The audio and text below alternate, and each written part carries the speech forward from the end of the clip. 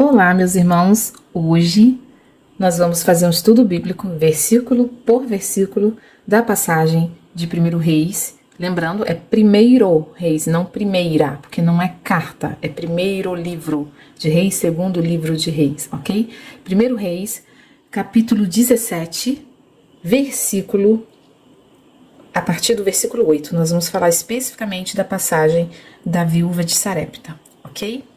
Então, diz assim: então veio a ele a palavra, a ele quem? Elias. Veio a ele a palavra do Senhor, dizendo: levanta-te e vai para Sarepta, que é de Sidom, e habita ali. Eis que eu ordenei ali uma mulher viúva que te sustente. Veja, quem é aqui? Deus está falando, na verdade, com Elias, que estava se afastando da sua terra. Ele estava num desentendimento muito grande com o rei Acabe. Lembre-se de Acabe, né, um rei que governou impiamente, casou com Jezabel, que também agiu impiamente, e perseguiram os profetas de Deus. Devido à desobediência de Acabe, Elias profetiza que não haveria chuva, né, ali naquela região. Então, a profecia de Elias se cumpriu e a região começou a passar por um período de fome, porque devido à falta de chuva não tem água. E aí sem água, né, as coisas não acontecem. E aí Deus manda Elias se retirar e ir para um ribeiro, né, ali perto, porque ali ele ia beber, né, e iria se hidratar. E Deus também falou que iria ordenar corvos para que sustentassem Elias ali. Assim aconteceu, mas devido à falta de chuva, aquela situação toda que a região estava passando, o ribeiro acabou se secando. E aí Deus manda Elias, né, para outra direção, para Sarepta, tá bom? Onde fica Sarepta? Sarepta fica na região do Líbano, entendeu? Não fica em Israel, fica no Líbano, uma região costeira. Então Elias vai para lá. E aqui Deus, né, fala com ele. Ele mesmo fala que ordenaria uma mulher viúva que o sustentasse. Veja, uma viúva estrangeira, não era de Israel, era do Líbano.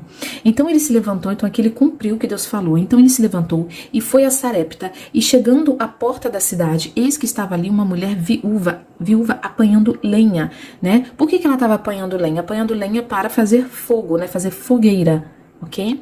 E ele a chamou e lhe disse: traze-me, peço-te, num vaso um pouco de água que beba. Então, Elias pediu água para essa mulher, tá bom? E indo ela a trazê-la, ele a chamou e lhe disse: traze-me agora também um bocado de pão na tua mão. Então, primeiro ele pede água, depois ele pede o quê? Pão. Mas aí, veja, essa região ali de Sarepta também foi atingida, né, pela fome, por causa da desobediência de Israel, certo? Porém, ela disse: vive o Senhor teu Deus, que nenhum bolo tenho, senão somente um punhado de farinha numa panela e um pouco de azeite numa botija. Veja, a farinha e o azeite, naquele tempo, eram elementos essenciais para fazer, né, produzir comida, ok? O azeite é um combustível, um tipo de gás, né, digamos assim, que seria nossa botija de gás hoje, né? A farinha é um elemento essencial também para a fabricação de pão, de coisas desse tipo, né?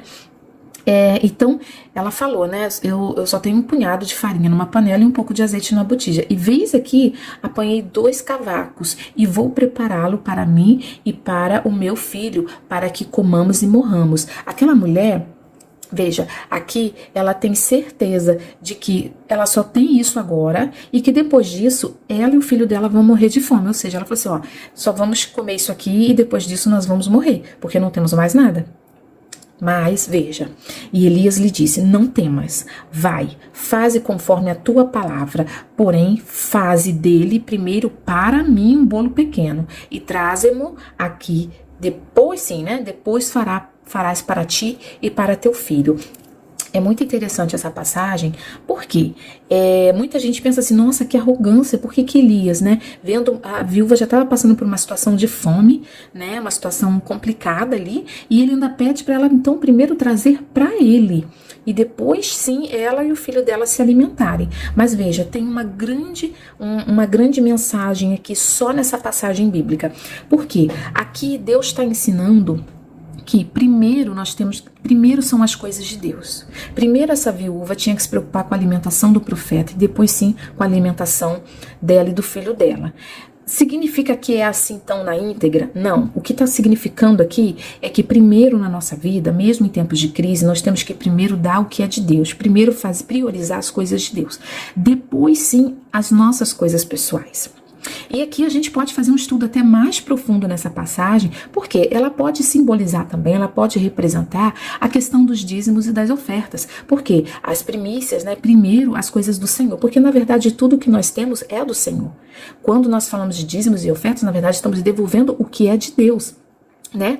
Tudo vem dele, das tuas próprias mãos, né? Como diz a palavra, das tuas próprias mãos te damos. Mas aqui, né, neste vídeo a gente não vai discutir dízimos e ofertas, porque existe uma discussão em torno disso, né? Sobre o que é cobrado no Antigo Testamento e o que é cobrado no Novo Testamento, né? Sobre esse tema. Mas essa passagem aqui, nos ligando nessa passagem, mostra o que? Primeiro as coisas de Deus. Então primeiro nós temos que dar a parte de Deus. Primeiro entregar a Deus o que é dele e depois sim pensar no que é nosso.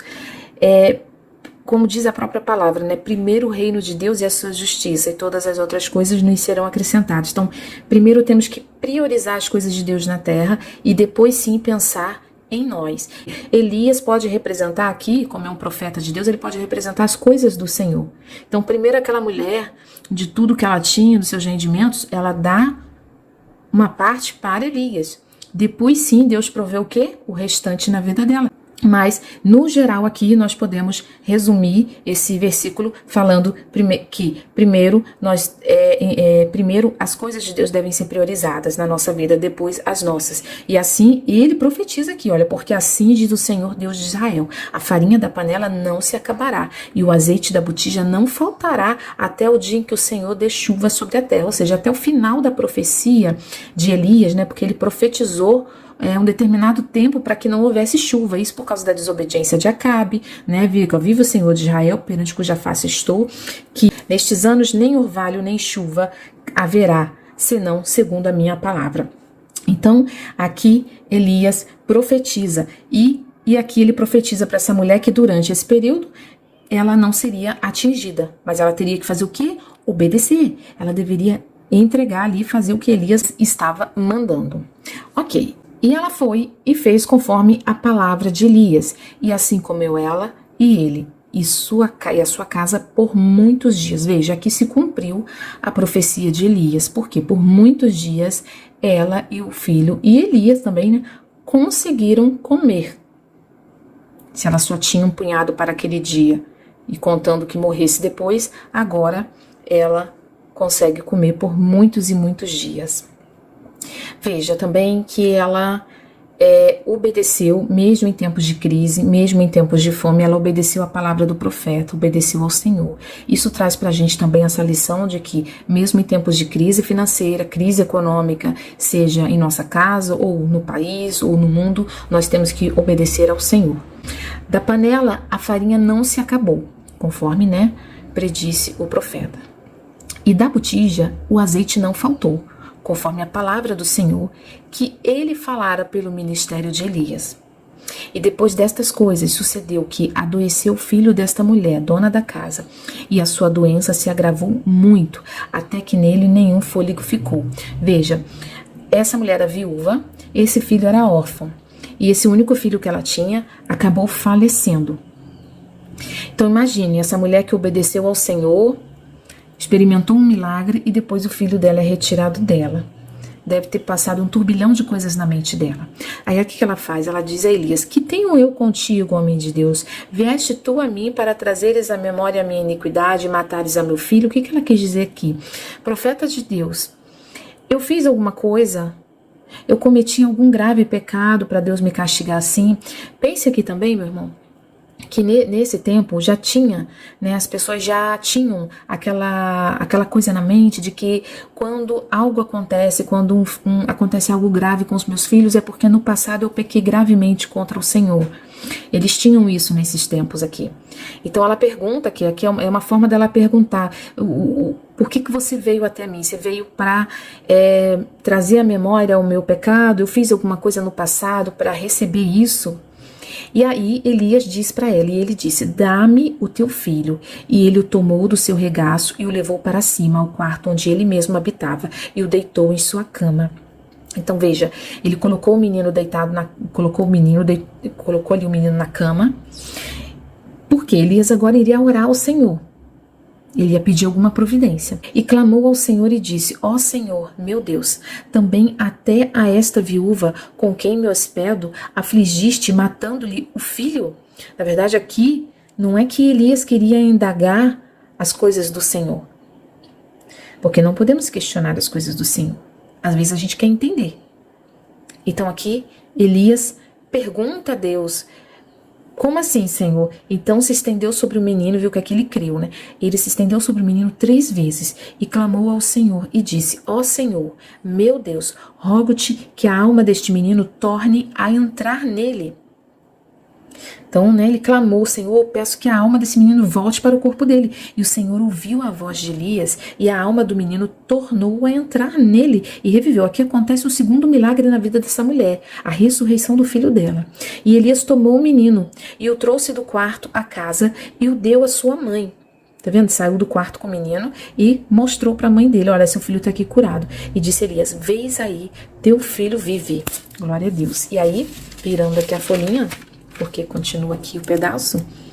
Então a mulher disse a Elias: nisto conheço agora que tu és homem de Deus e que a palavra do Senhor na tua boca é verdade.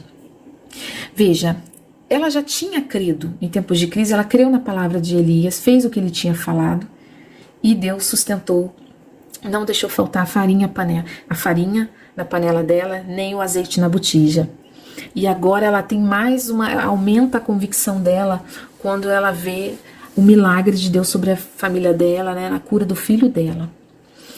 Bem, aqui vamos depreender algumas coisas. Nós falamos aqui da primeira mensagem, que é a gente primeiro priorizar as coisas do Senhor e depois as nossas, tá? Elias representa aqui as coisas do Senhor. Tá? E a mulher, em tempos de crise, ela acredita. Assim também temos que fazer em tempos de crise: acreditar, confiar no Senhor. Outra coisa, perceba que Deus envia Elias a uma viúva de uma terra estranha. Por que Deus não enviou Elias a uma viúva de Israel? O próprio Jesus, lá no Novo Testamento, cita esse episódio aqui, né? Que ele fala que Elias não foi enviado a nenhuma outra viúva de Israel, a não ser uma viúva estranha, uma viúva de Sarepta. Veja, uma mulher estranha recebeu a palavra do Senhor com muito mais empatia, com muito mais receptividade do que o próprio Israel. Uma viúva de Israel talvez não ia dar crédito à palavra de Elias, mas uma viúva estranha, a terra, deu valor. Jesus fala, quando Jesus fala desse episódio, ele fala que o profeta não tem honra na sua própria terra. E isso é verdade. Isso a gente acompanha na Bíblia, né, que os profetas muitas vezes não tinham valor, a palavra deles não tinha valor na própria terra deles. E os de fora davam mais valor do que os de dentro. E hoje pode acontecer isso na sua casa também. Às vezes os da sua casa ou os da sua igreja não dão valor a você. E às vezes os de fora é que vão dar. Mas muito cuidado, você tem que administrar isso bem na sua mente, para você não criar um vitimismo e achando que às vezes estão te perseguindo e na verdade você que não está querendo obedecer. Da mesma forma foi com Israel. Perceba, quando Jesus veio, quem que recebeu Jesus de coração mais aberto? Fomos nós, os gentios. Os gentios somos todos nós que não somos judeus, que não somos de Israel. Nós recebemos de braços abertos, enquanto eles rejeitaram o Messias. Perceba que Israel, né, de forma predominante, ainda aguarda a vinda do Messias até hoje, e eles sonham em reconstruir o templo.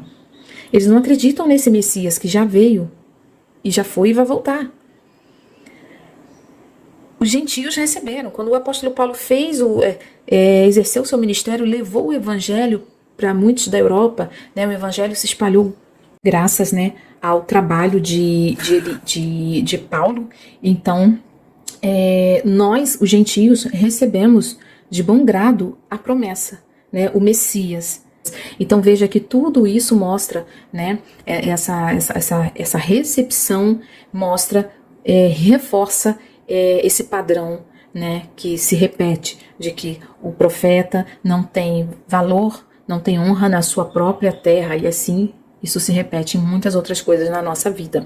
Bem, fica aqui então essa passagem, esse estudo de versículo por versículo. Eu espero que você consiga aplicar isso para sua vida, entender o contexto também. E eu desejo de coração que Deus abençoe a todos vocês. Qualquer dúvida, deixe nos comentários. Beijos.